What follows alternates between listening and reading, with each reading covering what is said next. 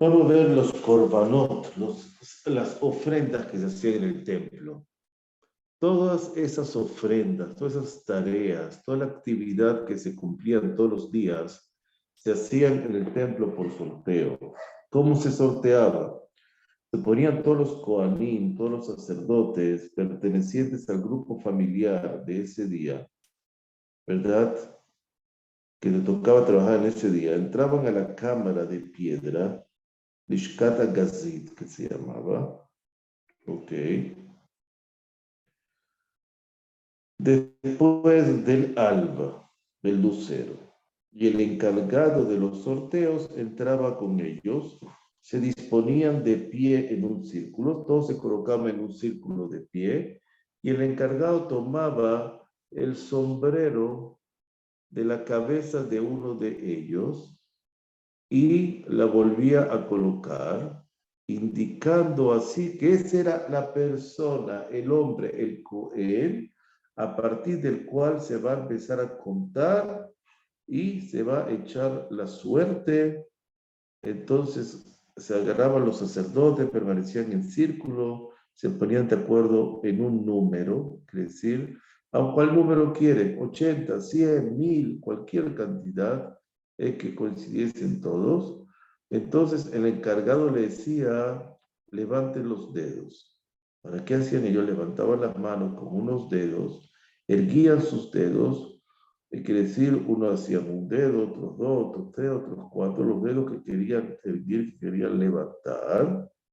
Entonces el encargado comenzaba a contar a partir de aquel hombre que le había movido el sombrero y contaban los dedos de todos los presentes hasta completar el número en el cual habían coincidido, 80, 40, 30, 1000, etcétera, número de dedos. El hombre con cuyos dedos se completara dicho número era el designado por sorteo primero para el servicio. ¿Por qué contaba hasta ese número por los dedos que erguían y no por las personas? Porque sabemos que está prohibido contar a las personas del pueblo de Israel, salvo por medio de otra artimaña, pues está escrito, los contó por las cabezas del ganado. Ahora, había el sacrificio de Pesaj. En Pesaj se ofrendaba un sacrificio, una ofrenda adicional, Corban Pesaj, cada día, desde el primero hasta el séptimo día de Pesaj. Igual se hacía con la ofrenda adicional de los, ¿cómo se llama esto? De los Jodesh, la Shech Hodashim, principio de mes. El segundo día de Pesaj, el 16 de Nisan, que era el día del Omer, se ofrendaba un cordero y el Omer de balanceo, además de la ofrenda adicional de todos los días. Ese dicho Omer provenía de la cebada, la cual es una norma en la cual dice que se lo lleva, que la víspera de la fiesta salían los enviados por el tribunal rabínico y la ataban en manojos sin arrancarlos del suelo para que fuesen más fáciles de cegar. La gente de todas las ciudades vecinas se congregaban para que la siega fuese con gran pompa, como que fuera un acto, una actividad. Ahora, 3 medidas de cebada son segadas por 3 hombres, en 3 cestos, con 3 hoces. Entonces, apenas oscurecía, el segador decía a todos los presentes, ¿ya se puso el sol? Y ellos contestaban sí. ¿Se puso el sol? Y respondían sí. ¿Se puso el sol? Y le respondían sí. Después decía, preguntaba, ¿esto es una hoz? Le respondían sí. ¿Esto es una hoz? Le respondían sí. ¿Esto es una hoz? Y le respondían sí. Después, ¿esto es un canasto? Le respondían sí. ¿Esto es un canasto? Le respondían sí. ¿Esto es un canasto? Y le respondían sí. Y si era en Shabbat, les decía, hoy es Shabbat, y le respondían sí. Hoy es Shabbat, y le respondían sí. Hoy es Shabbat, y le respondían sí. Después les decían, voy a cegar, debería cegar, le respondían ciega. He de cegar, le respondían ciega. ¿He de cegar? Respondían, ciegan 3 veces cada cosa. ¿Por qué? Porque los herejes que se apartaron de la judeidad durante el segundo templo afirmaban que lo que dice la Torá sobre el día siguiente del Shabbat, sobre el Omer, se refiere literalmente al Shabbat, al día sábado, tras la creación. En cambio, la Torá oral, el estudio de los sabios, enseña que se refiere a la festividad, quiere decir, después del Pesaj. De igual modo, lo vieron el día siguiente a Pesaj, que el 16 de Nisan.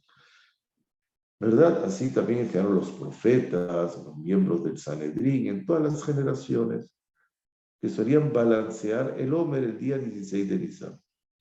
Fuese un día laborable o fuese un día de Shabbat, porque así lo estipula la Torah ese día. La Torah dice, no comerán pan, ni grano tostado, ni grano tierno hasta ese mismo día. Dice, al día siguiente de Pesaj comieron de los productos de la tierra panes enseños, que son las matzot y grano tostado. Y si se alegase que ese Pesaj cayó en Shabbat, como lo afirman los herejes, ¿para qué haría la escritura depender el permiso de comer algo de que si las nuevas cosechas de un aspecto que no es esencia ni causa, sino mera casualidad que ese año cayó en Shabbat? Solo entendiendo que la cosa depende del día siguiente a Pesaj, queda claro que ese día es la razón que convierte en permitido la cosecha nueva, sin que importe en qué día cae de los días de la semana. Entonces tenemos la cosecha vieja, que sería el Yashan, y la cosecha nueva, que se dice Hadash. En Kashrut, en la lista de producción Kashrut, tenemos ahí explicado el aspecto del sacrificio de Pesach y lo que quiere decir una cosecha Hadash. Ahora, en Eretz Israel, en la tierra de Israel, está prohibido cegar ninguna de las 5 especies de cereal antes de la siega del hombre, pues está escrito el comienzo de vuestra cosecha, es decir, que el Omer será el comienzo de todo lo que debemos cosechar. Es un precepto, una mitzvah positiva, contar 7 semanas íntegras desde el día de la entrega del Omer, pues está escrito desde el día siguiente al Shabbat, el día en que traigan el Omer de balanceo. Van a contar ustedes 7 semanas enteras. Y es precepto contar los días al mismo tiempo que las semanas, pues está escrito, contaréis 50 días, 7 semanas completas. Y si lo cuentas desde el comienzo del día, por eso se cuenta de noche, empezando con la noche que precede al 16 de Nisan. Si una persona se olvida de contar por la noche, cuenta al día siguiente. La cuenta debe hacerse estando de pie. Pero si alguien ha contado sentado, también cumple con su deber. Este precepto es válido para todo judío, donde quiera se encuentre, y en cualquier época. Mujeres y los esclavos que no tienen tiempo están exentos de todo eso.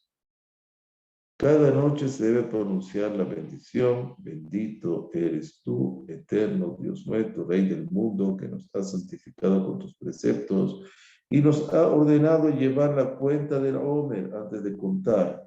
Pero si alguien contó sin bendecir antes, cumplió también con su deber, porque la bendición no inhibe la acción. No debe volver atrás para bendecir, no debe repetir la bendición. Baruch Hashem le'olam. Amén, amén.